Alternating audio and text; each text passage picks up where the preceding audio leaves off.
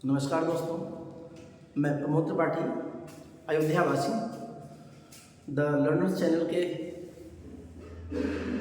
Channel पर आकर के आप सबको टीजीटी और पीजीटी की फुल कोर्स की तैयारी करवाना चाहता हूँ।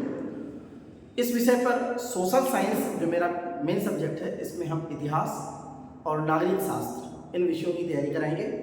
और एक छोटा सा टॉपिक है संघ की क्या कार्यपालिका, मैं इसको आपके सामने लाना चाहता हूँ।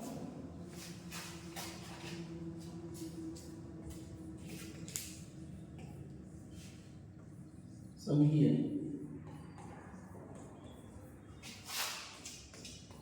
पालिका, अगर हम इसको देखें तो पहले तो हमें इस विषय को समझना पड़ेगा।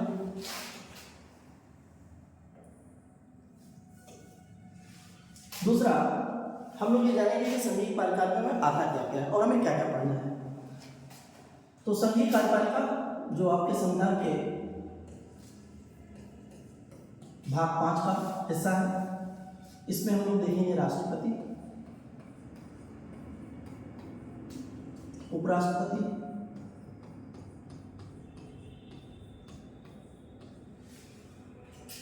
संघीय मंत्रिपरिषद।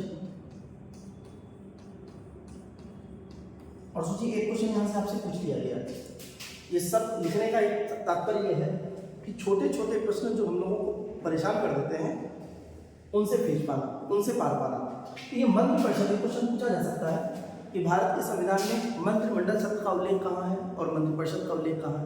तो आप समझ लीजिएगा, केवल और केवल अनुच्छेद 352 में मंत्री मंडल शब्द है और बाकी सभी स्थानों पर मंत्रिपरिषद शब्द का उल्लेख किया गया है। इसके बाद हम लोग संसद पढ़ेंगे। लास्ट ईयर आप देखिए कि यहाँ से क्वेश्चन पूछा गया था। पार्लियामेंट के बाद फिर हम लोग इसी पर महान्यायवादी और महानियंत्रक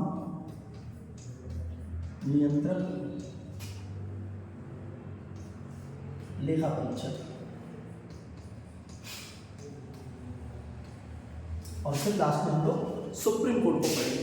इतने मूल विषय जो हैं आपके किसी न किसी एग्जाम में आपके टकरा जाते हैं और बहुत शॉर्ट वीडियो के रूप में मैं अपनी चीज़ों को रख रहा हूँ। तो याद रखिएगा, भाग 5 और भाग 6, भाग 5 और भाग 6 ये इतना इजी विषय है और इनमें से क्वेश्चन हर हाल में पूछा जाता है। पिछली बार आप देख लीजिएगा कि राज्यपालों से क्वेश्चन पूछा गया था, मंत्रिपरिषद से क्वेश्चन पूछा गया था।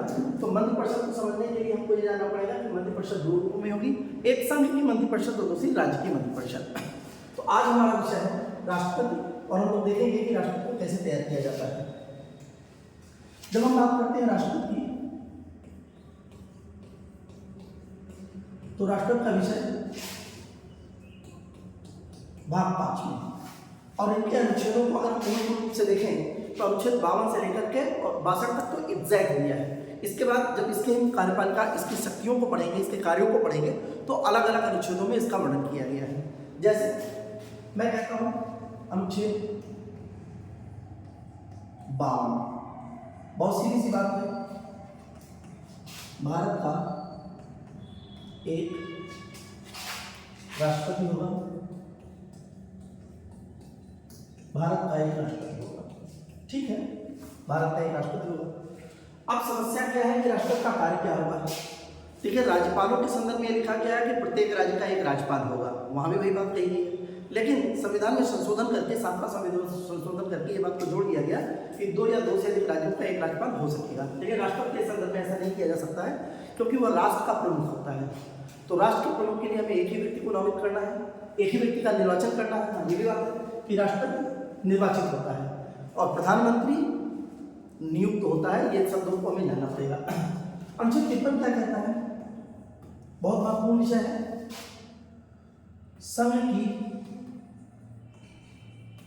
कार्यपालिका शक्ति, संघ की कार्यपालिका शक्ति राष्ट्रपति में निहित होगी।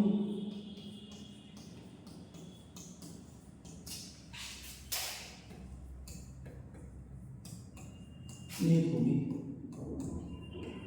वह इन शक्तियों का प्रयोग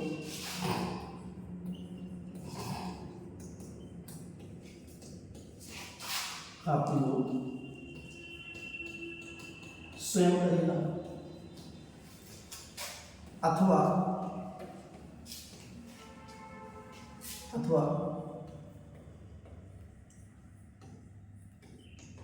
अधीनस्थों के माध्यम से करेगा। अब इसमें संविधान के प्रारंभ में उसको बताया गया था कि वह शक्तियों का प्रयोग स्वयं करेगा, और ये स्वयं का प्रयोग करने का मतलब हो गया कि शुरुआती दिनों में भारत के राष्ट्रपति राजेंद्र प्रसाद और आगे चल करके प्रथम प्रधानमंत्री जवाहरलाल नेहरू, इन दोनों में थोड़े विवाद होने लगे। आगे चल कर इंदिरा गांधी ने थोड़ा सा मॉडल चेंज किया और फिर अधीनस्थ शब्द को लेकर के संविधान में विरोध दिया गया। इसका मतलब अब राष्ट्रपति अपने मन से किसी कार्य को नहीं कर सकेगा। कुछ विवाद है, आगे आगे जब प्रधानमंत्री होने से शक्तियों के बारे में लोग पढ़ेंगे तो इस विवाद को भी हम लोग देखेंगे कैसे क्या हुआ। और अभी बताया गया कि शक्तियों का प्रयोग स्वयं अपने अधीनस्थों के माध्यम से करेगा। अधीनस्थ कौन है? अधीनस्थ ही यही है मंत्री परिषद। वास्तव में इसको छोटा अगर कर दें तो हमें निकल के आएगा मंत्रिमंडल। दोनों का बेसिक अंतर क्या है? अगर हम मंत्रिपरिषद की बात करें तो इसमें तीनों प्रकार के मंत्री शामिल होते हैं, कैबिनेट मंत्री, राज्य मंत्री और उप मंत्री। और मंत्रिमंडल में केवल और केवल कैबिनेट मंत्री शामिल होते हैं। इसीलिए संविधान के अनुच्छेद 352 में कहा गया है कि आपातकालीन शक्तियों को लागू करते समय कैबिनेट ही राष्ट्रपति को सलाह देगी। फिलहाल उसको हम लोग आगे देखेंगे। अब दोनों का बेसिक अंतर देख लीजिएगा। इसी अनुच्छेद 53 में कहा गया है कि वह तीनों सेनाओं का प्रमुख होगा। तीनों सेनाओं का प्रमुख होगा। तीनों सेनाओं का प्रमुख भारत का राष्ट्रपति होगा। और जब भी आपातकालीन स्थितियां होंगी तो राष्ट्रपति इन शक्तियों का प्रयोग मंत्रिपरिषद की सलाह पर कर सकेगा।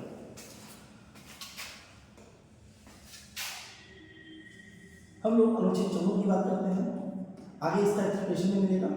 54 कहता है कि राष्ट्रपति का निर्वाचन होगा। राष्ट्रपति का निर्वाचन होगा। और यही देखिए आपका क्वेश्चन पूछा जाता है कि राष्ट्रपति का निर्वाचन होता है, राष्ट्रपति की नियुक्ति होती है, मनोनयन होता है अथवा चयन होता है। तो राष्ट्रपति का निर्वाचन अनुच्छेद 54 में दिया गया है। और निर्वाचन के लिए बताया गया है कि राष्ट्रपति का निर्वाचन जिसके लिए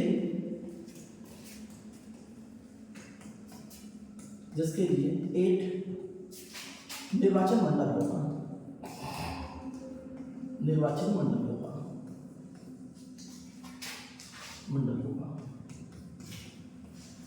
अब आपका क्वेश्चन थोड़ा सा लेंथ फैला लेगा, अपनी लेंथ बढ़ा लेगा कि पहले तो पूछा गया कि राष्ट्रपति का निर्वाचन, नियुक्ति, मनोनयन या चयन में से क्या होता है। तो आपके लिए सीधा उत्तर है राष्ट्रपति का निर्वाचन होता है। किस अनुच्छेद में दिया हुआ है? अनुच्छेद 54 में इस बात को परिभाषित किया गया है।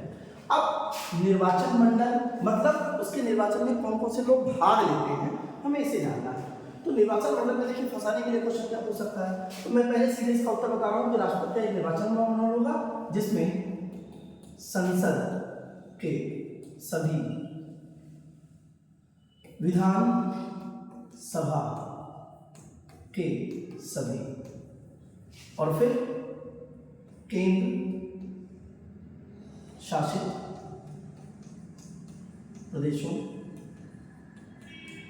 के सभी। अब आगे के लिए आपको एक ही चीज जानना है, सभी निर्वाचित सदस्य। यहां भी निर्वाचित हो जाएगा और यहां भी निर्वाचित होगा। लेकिन आपके एग्जाम में पूछेगा क्या? पूछेगा जिनमें से कौन लोग भाग नहीं लेते हैं। अब नहीं के लिए तो हम तैयार नहीं थे, क्योंकि हमने पढ़ा है कि कौन लोग भाग लेते हैं। यहाँ निर्वाचित शब्द को हटा करके वो क्या कर देगा? सभी सदस्य दे देगा। सभी सदस्य। और सभी सदस्य भाग नहीं लेते हैं, उनकी निर्वाचित सदस्य आ गए हैं। तो थोड़ी सी सावधानी और थोड़ी सी चूक। अगर सावधानी है तो हमारा एक नंबर क्लियर है, और थोड़ा सा भी अगर हमने मिस किया तो हमारे से आता हुआ प्रश्न हमारे हाथ से निकल जाएगा। तो इसको भी ध्यान रखना, संसद के सदस्य। अच्छा, आगे इसकी लेंथ को बढ़ा करके वो संसद में क्या करेगा, लोकसभा निर्वाचित करेगा। लोकसभा के सभी निर्वाचित सदस्य या राज्य सभा के सभी निर्वाचित सदस्य। तो संसद में आपको पता है लोकसभा राज्यसभा दोनों आती है, चाहे वो संसद दे करके दे दे, चाहे लोकसभा राज्यसभा दे दे। तो यहाँ से छोटी सी चूक से हमें बचना है कि संसद के सभी निर्वाचित सदस्य, विधानसभाओं के सभी निर्वाचित सदस्य और केंद्र शासित प्रदेशों के सभी निर्वाचित सदस्य। अब पूछने का किसी भाग नहीं लेना है तो यहाँ विधान परिषद दे देगा, विधान परिषद। और आपको पता है कि हर राज्य में विधान परिषद नहीं है, अन्याय हो जाएगा। जिन राज्यों में विधान परिषद अगर वहाँ के लोग भाग लेंगे तो उनके मत का मूल्य ज़्यादा हो जाएगा, और उनके मत का मूल्य अगर ज़्यादा हो गया तो स्वाभाविक सी बात है कि उस राज्य में मतों की संख्या आपकी बढ़ जाएगी। तो हर राज्य में विधान परिषद नहीं है, आप ये समझ लीजिएगा। यही एक कारण है कि जिसके कारण विधान परिषद के सदस्यों को भाग लेने का मौका नहीं दिया जाता है। संसद के सभी निर्वाचित सदस्य, विधानसभा के सभी निर्वाचित सदस्य, केंद्र शासित प्रदेशों के सभी निर्वाचित सदस्य।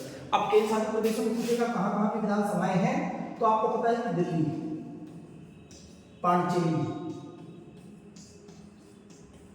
और जम्मू कश्मीर। लेकिन जम्मू कश्मीर में अभी विधान परिषद विधानसभा का गठन हुआ नहीं है, तो हम अभी इसको स्किप कर सकते हैं, मान सकते हैं।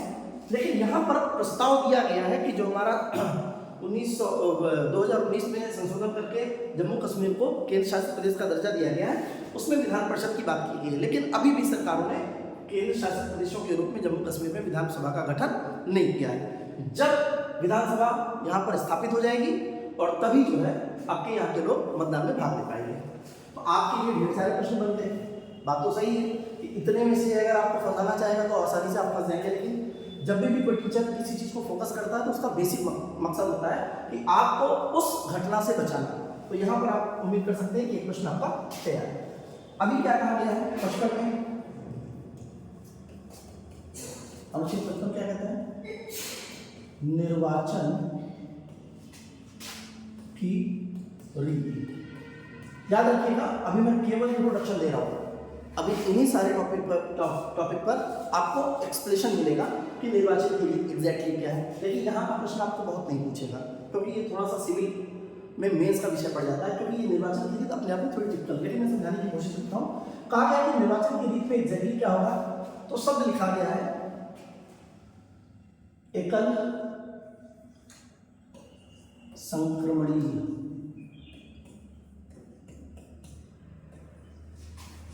गुप्त मतदान। एकल संक्रमणीय गुप्त मतदान, और वो होगा कैसा, आनुपातिक प्रतिनिधित्व में।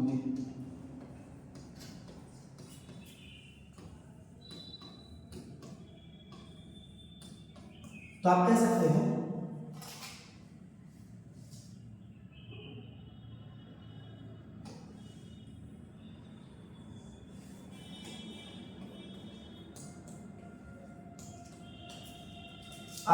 हैं आनुपातिक प्रतिनिधित्व की एकल संक्रमणीय गुप्त मतदान प्रणाली द्वारा भारत के राष्ट्रपति का निर्वाचन होता है।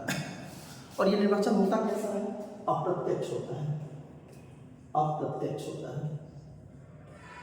अच्छा, अगर अप्रत्यक्ष है तो प्रत्यक्ष निर्वाचन भी होगा।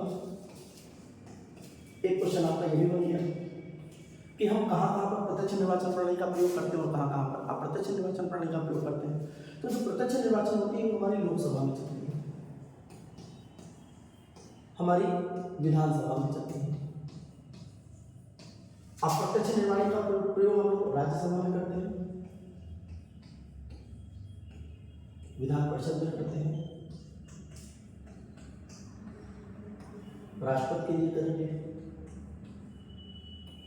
और उपराष्ट्रपति के लिए करेंगे।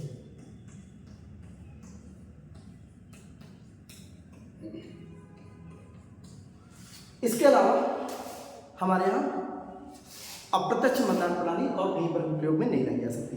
तो थोड़ा सा बच्चों का ये प्रश्न होता है कि सर प्रत्यक्ष क्या है, अप्रत्यक्ष क्या है। आप ये समझ लीजिएगा जहाँ पर जनता डायरेक्टली मतदान के लिए अवेलेबल हो जाए, डायरेक्टली, तो वो प्रत्यक्ष निर्वाचन हो गया। आपने देखा होगा कि लोकसभा और विधानसभा के माध्यम से हम लोग सांसद और विधायकों का निर्वाचन करते हैं। इन सांसद और विधायकों को जब हम चुनते हैं उन्हीं में से नियुक्ति प्रदान होती है प्रधानमंत्री और मुख्यमंत्री के लिए। लेकिन यहाँ की अगर हम बात करेंगे राज्यसभा, विधान परिषद, राष्ट्रपति और उपराष्ट्रपति, तो राज्यसभा के सदस्यों को हम नहीं चुनते हैं, हमारे द्वारा चुने हुए प्रतिनिधि चुनते हैं। तो हमारे द्वारा चुने गए प्रतिनिधि जब कोई निर्वाचन करेंगे तो उसी में प्रत्यक्ष कहेंगे, और हमारे द्वारा जब डायरेक्टली किसी का इलेक्शन होगा, डायरेक्टली हम किसी को मतदान करेंगे तो वो प्रत्यक्ष निर्वाचन। तो लोकसभा और विधानसभा जैसे क्षेत्रों में हम प्रत्यक्ष मतदान का प्रयोग करते हैं, और राज्यसभा, विधान परिषद, राष्ट्रपति और उपराष्ट्रपति हम लोग अप्रत्यक्ष मतदान प्रणाली का प्रयोग करते हैं। तो इसको भी आगे हम देखेंगे जब हम लोग देखेंगे कि संविधान के इसी विषय में या नागरिक शास्त्र के विषय में निर्वाचन क्या होता है, कितने रूपों में होता है, तो हम प्रत्यक्ष और अप्रत्यक्ष को स्पेशली और पढ़ेंगे। अच्छा, जो राज्यसभा है, विधान परिषद है, राष्ट्रपति है और उपराष्ट्रपति, उनके लिए यही प्रणाली को प्रयोग में लाया जाता है जिसमें कहते हैं आनुपातिक प्रतिनिधित्व की एकल संक्रमणी गुप्त मतदान प्रणाली। नेक्स्ट,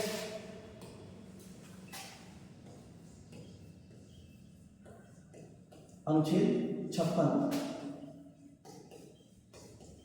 हम बात करते हैं कार्यकाल की। तो सामान्य रूप से देखिएगा, बहुत छोटा सा जहरीला प्रश्न है जिसको आप कह सकते हैं कि राष्ट्रपति का कार्यकाल कितना होता है। सबको पता है राष्ट्रपति का कार्यकाल 5 वर्ष होगा, लेकिन एग्जामिनर इतने से संतुष्ट थोड़ी नहीं होगा। अब आपसे प्रश्न पूछेगा कि राष्ट्रपति का जो कार्यकाल होता है वो कब से माना जाता है। तो याद रखिएगा, जो हमारा विधानसभा है, जो हमारा लोकसभा है, जो हमारा विधान परिषद है, जो हमारा राज्यसभा है, जो हमारा राष्ट्रपति है, जो हमारा उपराष्ट्रपति है, जो हमारा राज्यपाल है, उनके लिए कार्यकाल में एक शब्द का अंतर किया गया है कि राष्ट्रपति के कार्यकाल कब से माना जाएगा, शपथ की तिथि से। शपथ की तिथि से, कि जिस दिन उसने शपथ ले ली उस दिन से लेकर के 5 वर्ष तक अपने पद पर बना रहेगा। तो सामान्य रूप से 5 वर्ष तक अपने पद पर बना रहेगा। और क्वेश्चन आपसे पूछेगा कि शपथ की तिथि से होगा, प्रथम बैठक की तिथि से होगा, या अन्य ऑप्शन आपको लेकर के क्वेश्चन को फंसाने की कोशिश करेगा। तो जिस दिन से वो शपथ लेगा उस दिन से वो 5 वर्ष कंप्लीट कर देगा, 5 वर्ष तक रहेगा। तो क्या पूछा जा सकता है कि राष्ट्रपति अपने वर्ष तक 5 वर्ष ही रहेगा? तो भैया कम भी रह सकता है और ज़्यादा भी रह सकता है। ज़्यादा कब रहेगा? जब तक नया राष्ट्रपति ना आ जाए, नया राष्ट्रपति अपने पद पर ना आ जाए या पद को ग्रहण न करे। नया राष्ट्रपति जब तक नहीं आएगा तब तक पुराने राष्ट्रपति से ही हम लोग अपने संघ की कार्यपालिका का संचालन करेंगे। कम कैसे हो सकता है भाई? कम में बहुत सारे ऑप्शन हैं। कोई प्राकृतिक घटना हो जाए, मृत्यु, त्यागपत्र दे देंगे, एक क्वेश्चन यहाँ से मिल जाएगा आपका। और तीसरा है महाभियोग। महाभियोग, इसका एक क्वेश्चन और पूछता है कि महाभियोग की प्रक्रिया संविधान के किस अनुच्छेद में दी गई है? किस अनुच्छेद में दी गई है? तो आप कह सकते हो संविधान के अनुच्छेद 61 में दी गई है। बहुत छोटे छोटे प्रश्न पूछे जाते हैं। पीजीटी लेवल का लिए मैं कह सकता हूँ कि क्वेश्चनों का लेवल थोड़ा हार्ड होता है, लेकिन पीजीटी इतना इजी है कि बहुत आसानी से आप संविधान के प्रश्नों को हल कर सकते हैं। और इसी लय ताल के साथ हम लोग संविधान में नागरिक शास्त्र विषय को लेकर के आएंगे, जिसमें आप देखेंगे कि बहुत इजी, आप जब हम एक चर्चा का दौर रखेंगे जिसमें हम लोग ये देखेंगे कि किस तरह से प्रश्नों को हल किया जाता है या किस तरह से सिलेबस पर हम अपनी कमांड रख सकते हैं। और जहाँ तक मैंने एनालिसिस किया है कि सरफेस लेवल पर अगर आपके प्रश्न तैयार हैं, सतही लेवल पर, डीप में जाने की जरूरत ही नहीं है। और मैं क्वेश्चनों का स्वरूप भी दिखाऊंगा। मेरे पास वर्ष 2007-8 से लेकर के और 2021 तक के सारे पेपर रखे हुए हैं। LTGIC में आप देखेंगे, LTGIC के अभी तक तो केवल एक पेपर हुआ है, GIC का तो ढेर सारे पेपर हुआ है, पर LT का एक ही पेपर हुआ है, जिसमें क्वेश्चन का लेवल थोड़ा हट के रहता है। 150 क्वेश्चनों में अगर 30 क्वेश्चन की हम बात करें तो GS वो भी इसी चैनल के माध्यम से आपको मिलेगा। और बाकी 2 सब्जेक्ट जो आप चॉइस करते हैं उसमें इतिहास और नागरिक शास्त्र के विषय को मैं ही लेकर के आऊँगा।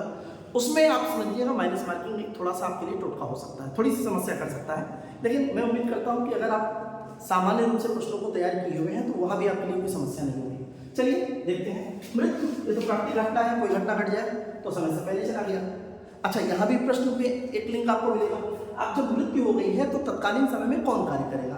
तो आपको पता है कि कार्यवाहक के रूप में उपराष्ट्रपति को लाया जाता है, लेकिन उपराष्ट्रपति को कितने दिन तक हम उसको पद पे रख सकते हैं? तो एक घटना भी घटेगी। आप देखेंगे कि अचानक राष्ट्रपति और उपराष्ट्रपति का पद खाली हो गया। भारत के संविधान में ये पहले नहीं लिखा हुआ था कि राष्ट्रपति और उपराष्ट्रपति का पद खाली हो जाएगा तो चीफ जस्टिस ऑफ इंडिया, मुख्य न्यायाधीश भारत का, उस पर कार्य करेगा। इसके लिए हमने संविधान संशोधन किया और एक व्यवस्था को अपनाया जिसमें हिदायतुल्लाह साहब को भारत के राष्ट्रपति के पद पर रखा गया। तो मृत्यु, लेकिन ऐसा नहीं कि दोनों एक साथ डेथ हुई थी, कुछ ऐसी कंडीशन हुई थी जिसमें राष्ट्रपति की डेथ हुई थी, उपराष्ट्रपति को लाया गया था। तो मैं उस कहानी को भी आपको बताऊंगा। दूसरा है त्यागपत्र। एक क्वेश्चन और आपका निकला है हमसे, तो देखिएगा, बस समझने की जरूरत है। अगर आपने क्वेश्चन के लेवल को स्वयं से क्वेश्चन बनाना सीख लिया तो आपका बड़ी आसानी से क्वेश्चन निकलेगा। तो त्यागपत्र में अगर मैं कहूँ तो एक क्वेश्चन आपसे पूछा था, भारत का राष्ट्रपति अपना त्यागपत्र किसे देता है? तो मुख्य परीक्षा में अगर आप इसको लेकर के जाएंगे तो मैं उसको आगे एक्सप्लेन करूंगा, लेकिन यहाँ पर आप सीधा उत्तर ले लीजिएगा। राष्ट्रपति अपना त्यागपत्र उपराष्ट्रपति को देता है, उपराष्ट्रपति को देता है। और त्यागपत्र से 2 ही 3 क्वेश्चन है क्रिटिकल। जैसे प्रश्न पूछा जाता है कि लोकसभा अध्यक्ष अपना त्यागपत्र किसको देगा? उपाध्यक्ष को देगा। उपाध्यक्ष किसे देगा? तो ये आप आसानी से कर ले जाओगे, क्योंकि आपको नीचे से ऊपर जाने में आसानी लगती है। उपराष्ट्रपति राष्ट्रपति को त्यागपत्र देता है और उपाध्यक्ष अध्यक्ष को त्यागपत्र देता है। लेकिन अध्यक्ष उपाध्यक्ष को क्यों देता है और राष्ट्रपति अपना त्यागपत्र उपराष्ट्रपति को क्यों देता है? संविधान इस पर विषय पर मौन है, लेकिन मैं इसके लिए कुछ आपको ट्रिक बताऊंगा। इसके बाद आता है आपका, जब मैं बात करता हूं लोकसभा में, जब मैं बात करता हूं आपको राज्यसभा में, जब मैं बात करता हूं इसी विषय पर विधानसभा में,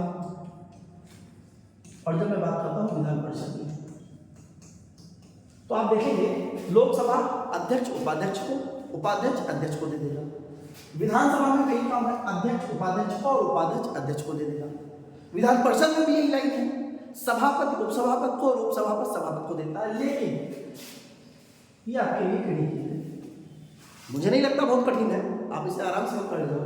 राज्यसभा में जो सभापति होता है वो अपना त्यागपत्र किसको देता है और उपसभापति किसको देगा? उपसभापति सभापति को ही देगा, इसमें नो डाउट। लेकिन प्रश्न आता है कि राज्यसभा का सभापति किसको देगा? तो आपको उपराष्ट्रपति पढ़ने की आवश्यकता है, क्योंकि राज्यसभा का जो सभापति होता है वो पदेन सभापति होता है, यानी कि जो उपराष्ट्रपति के पद पर है वही राज्यसभा का पदेन सभापति होगा।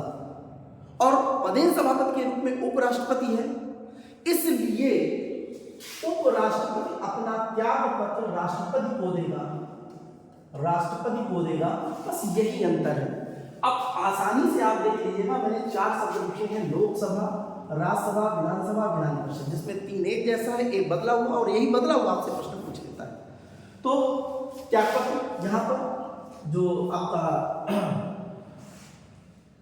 राष्ट्रपति है वो अपना त्यागपत्र उपराष्ट्रपति को सौंप जाएगा, और उपराष्ट्रपति जब भी उसको त्यागपत्र देना होगा वो राष्ट्रपति को सौंप जाएगा। और तीसरा विषय हमारा था महाभियोग, अनुच्छेद 61 पे इसकी हम विधिवत चर्चा करेंगे। कार्यकाल तो आप देख सकेंगे उसका सामान्य कार्यकाल 5 वर्ष होगा, शपथ की से लिया जाएगा, ये महत्वपूर्ण है। लेकिन जब मैंने शपथ की चर्चा की तो मैं थोड़ा सा आगे बढ़ करके आगे फिर आपको पढ़ाऊंगा, आप समझ लीजिएगा। जब मैं बात करता हूँ किसी विधानसभा के सदस्य की, जब मैं बात करता हूँ लोकसभा के सदस्य की, लोकसभा के सदस्य की, राज्यसभा के सदस्यों की, और विधान परिषद के सदस्यों की, विधान परिषद के सदस्यों की, तो आप देखेंगे कि जो आपकी राज्यसभा है और विधान परिषद है, इसमें एक साथ सदस्यों का निर्वाचन नहीं होता है। जो भी इलेक्शन होते हैं अप्रत्यक्ष रूप में वो प्रति 2 वर्षों पर चुनाव होते हैं, और प्रति 2 वर्षों पर चुनाव होने का मतलब हमेशा 1-2 साल पर चुनाव होते रहते हैं। और जो भी सदस्य आएंगे वो 6 वर्ष के लिए बैठ जाएंगे। तो 6 वर्ष के लिए गद्दी पर बैठे हैं तो आप ये समझ जाएंगे कि इनके सदस्य एक साथ कभी भी नहीं जा सकते, क्योंकि याद रखिएगा राज्यसभा एक स्थायी सदन है, जबकि विधानसभा और लोकसभा अस्थायी सदन है। विधान परिषद सेम उसी की नकल है, इसका मतलब यह भी स्थायी सदन है। तो इनके सदस्यों का कार्यकाल होगा 6 वर्ष। अगर आपसे प्रश्न पूछ लिया कि राज्यसभा और विधान परिषद का कार्यकाल कितना होता, तो आप ये नहीं कहेंगे 6 वर्ष होगा, इनके सदस्यों का कार्यकाल 6 वर्ष होता है। यह स्थायी सदन है, इसको भंग नहीं किया जा सकता, ये प्रश्न पूछा जाता है। लेकिन लोकसभा और विधानसभा इन दोनों का कार्यकाल 5 वर्ष ही होगा। अब आपसे पूछा जाएगा ये 5 वर्ष कब से जोड़ा जाएगा, तो इसमें एक ऑप्शन शपथ भी रहेगा। तो याद रखिए कि इसमें देखा जाता है प्रथम बैठक, जब भी विधानसभा और लोकसभा का निर्वाचन संपन्न हो जाएगा, इन संपन्नता के बाद लोकसभा और विधानसभा अपनी पहली बैठक करती है, और पहली बैठक से लेकर के 5 वर्ष तक ये कार्य में रहेगी। तो इसका मतलब ये थोड़ी नहीं कि 5 वर्ष तक बैठक में रहेगी तो 5 वर्ष ही कार्य करेगी, इनके साथ भी होगा, 5 वर्ष से अधिक भी कार्य कर सकेगी, 5 वर्ष से कम भी कर सकेगी। अधिक के लिए प्रश्न आपसे पूछा गया है, और कम का मतलब है कि जब भी वीपीएस सदन अल्पमत में आ जाए, या और भी एक्सेप्शनल केस है कि आपका जो प्रधानमंत्री है या मुख्यमंत्री है समय से पहले विषय को भंग कर दे, तो ये 5 वर्ष से कम भी रह सकती है, 5 वर्ष से अधिक भी रह सकती है, लेकिन सामान्य रूप से इसका कार्यकाल 5 वर्ष माना जाता है। सर आगे के विषयों को हम लोग इसी कड़ी में और लेकर के आएंगे और इसका एक्सप्लेनेशन हम लोग अगले चैनल पर करने वाले हैं, अगली क्लास में। आज के लिए धन्यवाद।